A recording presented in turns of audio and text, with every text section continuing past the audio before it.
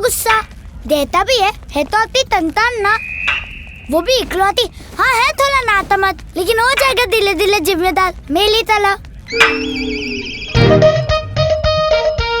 क्या कह रही है? उठा लो। क्या उठा लूं? अरे इनकी चप्पल उठा लो, अभी स्वयं ही रामा को ढूंढने जाएंगी। और अगर रामा मिल गया तो प्रलय आ जाएगी, धरती फट जाएगी, बिजली कड़केगी और आसमान टूट पड़ेगा।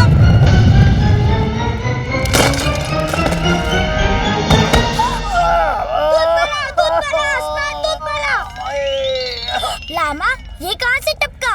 उठा लो। क्या उठा लूं? ऐसे उठा लो, ऐसे पड़े रहने दो क्या?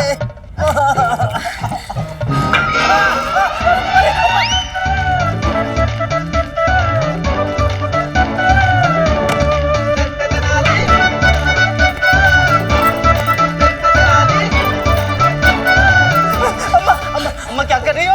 अरे अम्मा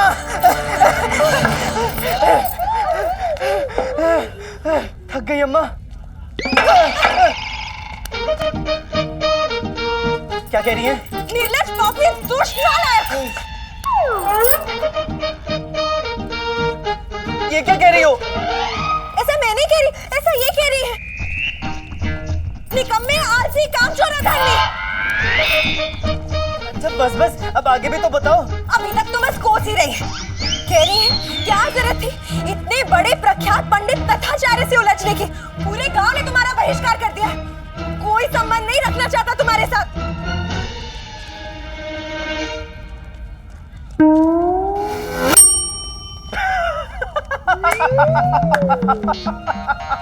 लो देखो हंस रहा है बेशरम।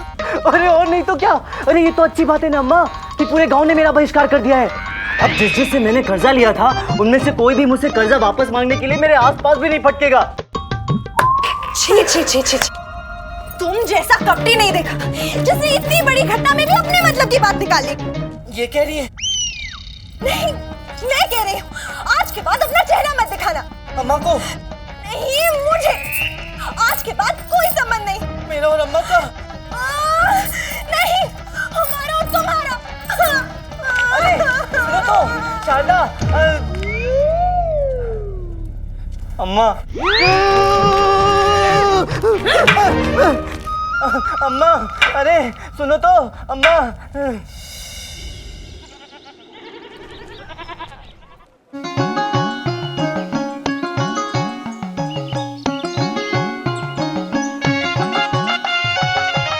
चल भाई बंधु, बाहर चलकर जरा अपने बहिष्कार का मजा लिया जाए। राम राम काकी। कैसे है? अरे कैसे है काका? अरे चारा खा लिया? अरे देखा रामा अपने बहिष्कार का असर। अब तो तेरे पास कोई फटकने को भी तैयार नहीं है। हाँ यार बंधु, क्या बात है, आनंद ही आ गया। अच्छा सुन, वो सामने से जो आ रहे हैं अपने पंडित जी है ना? जीते रहो जीते रहो जीते रहो।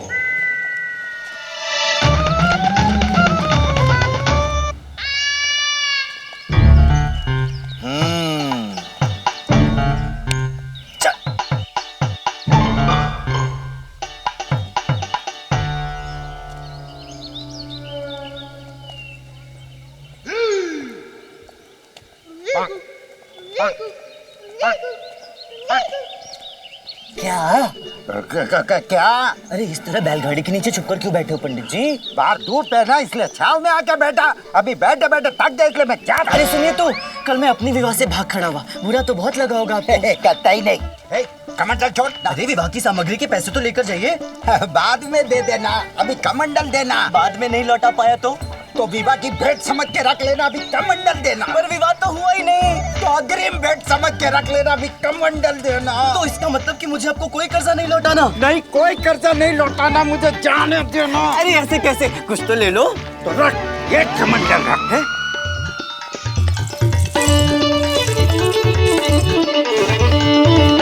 और ये पंडित जी, अरे पीछे छोड़ने बस।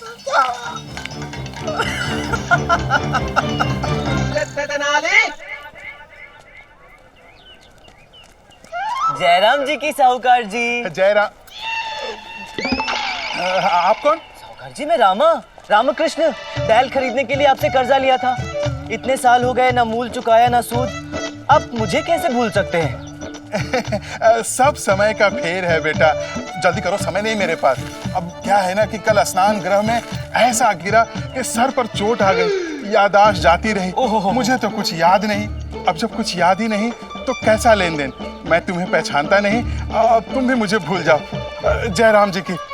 अरे साहूकार जी, मतलब पूरा कर्जा माफ? अब जब याददाश्त साफ तो कर्जा भी माफ। जयराम जी की। बधाई हो रामा, तेरे तो सारे कर्जे माफ हो गए। हाँ यार, ये तथाचार्य तो बड़े काम की चीज निकला। चलो बहुत काम कर लिया, अब थोड़ा विश्राम किया जाए। यार बंधु, बड़ी भूख लगी है मित्र। अम्मा कुछ खिलाएंगी नहीं, बाहर से कुछ खरीद ले पल्ले उतना धन भी नहीं। लगता है आज तो उपवास ही करना पड़ेगा। ले था। इसमें क्या है? खाना शारदा ने भेजा है। मुझे पता था और किसी को हो ना हो, शारदा को मेरी चिंता अवश्य है। शारदा नहीं आई? नहीं, नालाज है तुझसे। कहती है तेरी शक्ल भी नहीं दिखना चाहती। चल झूठे, वो क्या छुपी बैठी उस पेड़ के पीछे? चल पादर, वो पेड़ के पीछे तो ले, वो तो झाड़ी के पीछे। निकल दिया मुँह से।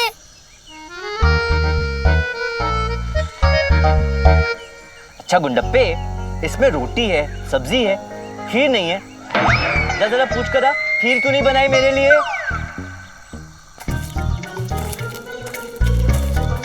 पूछ लाई कि खाने के साथ खीर क्यों नहीं बनाई?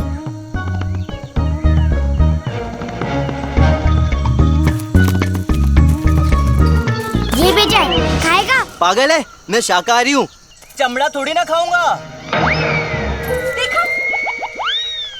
है कोई लज्जा नहीं? अरे कब तक ऐसे जीवन जीते रहेंगे? जहाँ जगह मिली सो गए, जो मिला खा लिया, ना मेरी कोई चिंता ना अम्मा का कोई ख्याल। ऐसे इंसान को तो डूब के मरना चाहिए। थोड़ी ज्यादा नहीं हो गई? क्रोध दिलाएंगे तो फिर? नहीं, सब्जी में मिर्च थोड़ी ज्यादा नहीं हो गई? तो उठा लो ना, पानी का लोटा पड़ा है, उठा के पी लो। देखा मुंडा, इन्हें ना किसी की नहीं पड़ी। अरे हमारी तो छोड़, तू तो मित्र है ना इनका, इन्हें तो ये भी नहीं पता तेरे परिवार पे क्या क्या बीत रही है। वो साहूकार बैल तो पहले ही हड़प लिए थे इनके। अब कहता है कि अगर एक दिन में पूरा खेत जोतकर फसल की बुआई नहीं की और समय पर सारा कर्जा नहीं लौटा तो घर भी हत्या लेगा इनका, अधर्मी कहीं का। तुम तो जानते ही हो ना गुंडप्पा के अप्पा की तबीयत कितनी खराब रहती है आजकल। ऐसे में इतना बड़ा खेत कैसे जोतेंगे बेचारे? क्यों रे गुंडप्पा, बताया क्यों नहीं? मित्र कहता है और मित्र से अपना दुख साझा नहीं करता।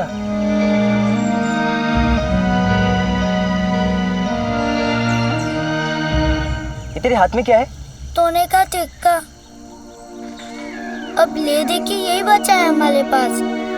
अच्छा, ला मुझे दे ये सिक्का।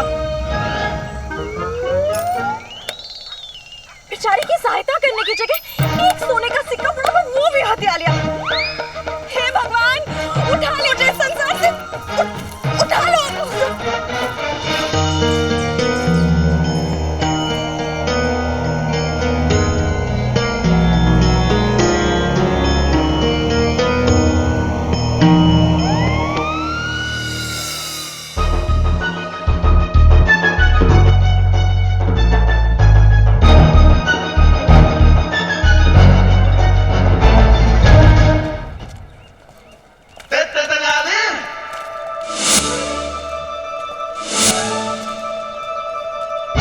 कहा है वैसा ही करना। तैयार? हाँ। मैं क्या कह रहा था गुंडप्पा कि जब अच्छे दिन आ ही रहे हैं तो फिर क्यों ना अपने घर का नक्शा भी बदलवा लिया जाए। उसकी जगह एक नया और बड़ा घर बनवाया जाए, बिल्कुल अपने उस साहूकार के घर जैसा, भव्य और आलीशान। क्या कहता है? सही है। अम्मा भी हमेशा कहती रहती है कि कहीं आने जाने में उनके पैर बहुत दर्द करते हैं। तो उनके लिए भी मैंने 4 घोड़ों वाला रथ बनने को दे दिया है। अरे कोचवान भी रख लिया है। थोड़ा ज्यादा होल है लेकिन तई है, लगे लो। अच्छा सुन, मैंने तुझे वो थैली संभाल कर रखने को दी थी, वो रखी है ना संभाल कर? ये देख।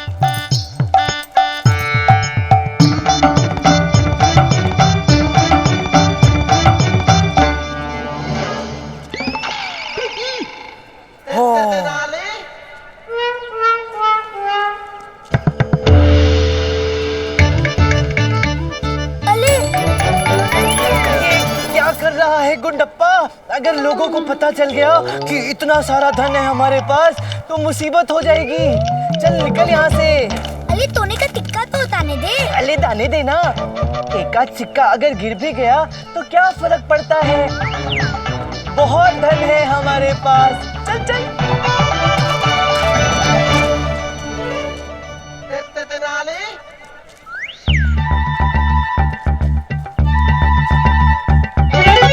शुद्ध सोना।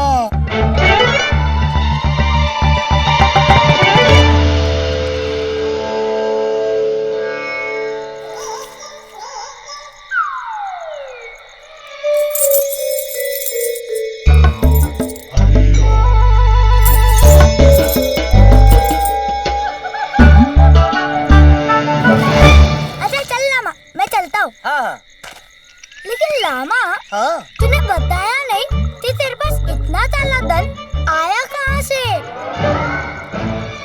तुझे पता नहीं है, लेकिन तेरे पिताजी के खेत पे एक बहुत बड़ा खजाना गड़ा हुआ है। क्या तेल है? मेरे पिताजी के खेत में खजाना गड़ा हुआ है। और नहीं तो क्या, आज अवसर देखकर मैंने वहाँ से सोने के सिक्कों वाली मटकी तो निकाल ली, बाकी का खजाना कल जाकर निकाल लूंगा। आधा खजाना मेरा, आधा तेरे पिताजी का। बस तू प्रार्थना कर कि किसी और को इस खजाने के बारे में पता ना चले और वो हमसे पहले ही आज रात को वहाँ पहुँचकर खजाना निकाल ना ले, क्योंकि खजाना तो उसे ही मिलेगा ना जो खेत खोदेगा, है कि नहीं?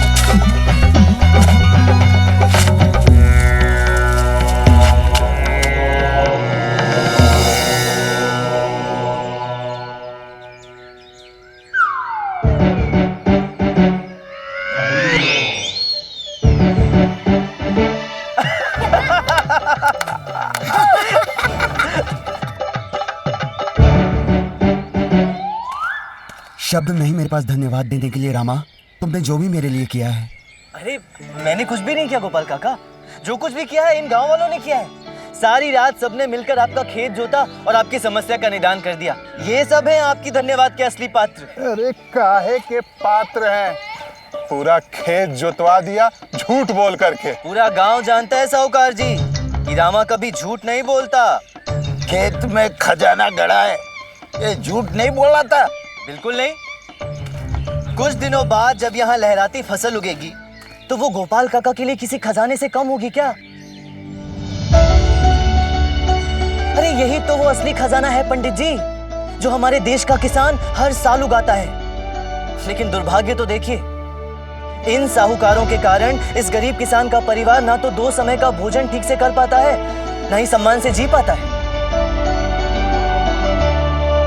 चलिए कोई नहीं, कभी तो कोई आएगा जो इस अन्याय के विरुद्ध क्रांति की मशाल जलाएगा और इन साहूकारों की लंका जलाकर इन गरीब किसानों का दुख दर्द दूर करेगा।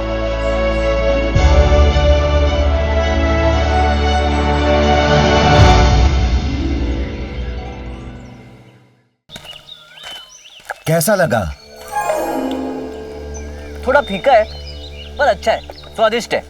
मैं इस फल की बात नहीं कर रहा हूँ रामा जो तुम्हारे हाथ में है, मैं उस फल की बात कर रहा हूँ जिसका स्वाद तुम अभी अभी चख कर आए हो। तुम्हारे पुण्य कार्य का फल। अच्छा रामा, एक बात बताओ, किसी लाचार व्यक्ति की सहायता करके तुम्हें कैसा लगा? अच्छा ही लगा मुनिवर। किसी की सहायता करके किसको अच्छा प्रतीत नहीं होता। और फिर वो तो मेरे मित्र के पिता थे, उनकी सहायता करना मेरा कर्तव्य था ना। मानवता भी तो एक कर्तव्य है रामा, जिसे निभाना तुम्हारा धर्म है। तुम्हारे मित्र के पिता के जैसे इस संसार में न जाने कितने असहाय और दुर्बल इंसान हैं, जिन्हें रामा की आवश्यकता है। तुम उनके लिए कुछ करते क्यों नहीं? अरे रे रे, कहाँ फंसा रहे मुनिवर। मैं ठहरा एक सीधा साधा साधारण सा इंसान, अपनी नहीं संभलती, मैं दूसरों की क्या सहायता करूंगा? ये वो कह रहा है जिसने अपनी बुद्धिमता से इतना बड़ा कारनामा कर दिखाया। ये वो कह रहा है जिसने कुछ ही समय में साहूकार के अत्याचारों के विरुद्ध न्याय की लड़ाई लड़ी है। अरे निकल गया जोश जोश में मुनिवर। अब क्या जान लोगे इस गरीब पंडित की? अच्छा, अब विश्राम करने का समय हो रहा है, आज्ञा दीजिए। और अगर मैं तुम्हें कोई ऐसा उपाय बता दूं जिससे तुम बिना परिश्रम किए ही सदैव के लिए विश्राम कर सकोगे तो? बिना परिश्रम के विश्राम? हाँ बिल्कुल। धन धान्य वैभव सब कुछ होगा तुम्हारे पास। जब ये सब कुछ तुम्हारे पास होगा तो तुम्हें परिश्रम करने की क्या आवश्यकता है? कुछ करने की आवश्यकता नहीं पड़ेगी। 100%। अर्थात माँ, शारदा के घर वाले सब प्रसन्न, बिना कुछ किए? हाँ, मेरा विश्वास करो। अरे तो शीघ्र बताइए ना वो उपाय प्रभु। सबसे पहले काली माँ के मंदिर में जाओ।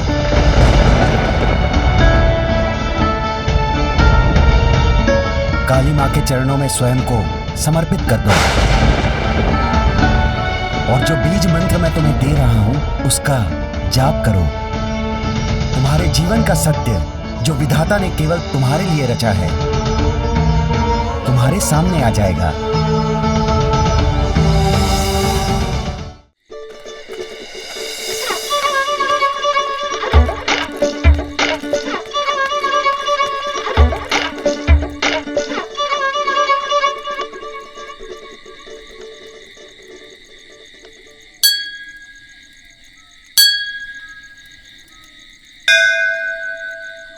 जय महाकाली। हे माँ काली, हे जगत जननी माँ, मेरा सहृदय वंदन स्वीकार करें। आप तो सब कुछ जानती है माँ। आप ये भी जानती हैं कि मैं यहाँ क्यों आया हूँ। मैं यहाँ आपका आह्वान करने आया हूँ माँ, आपको प्रसन्न करने, स्वयं को आपके चरणों में समर्पित करने आया हूँ। यदि कोई भूल या त्रुटि हो जाए तो क्षमा कर देना माँ। जय महाकाली।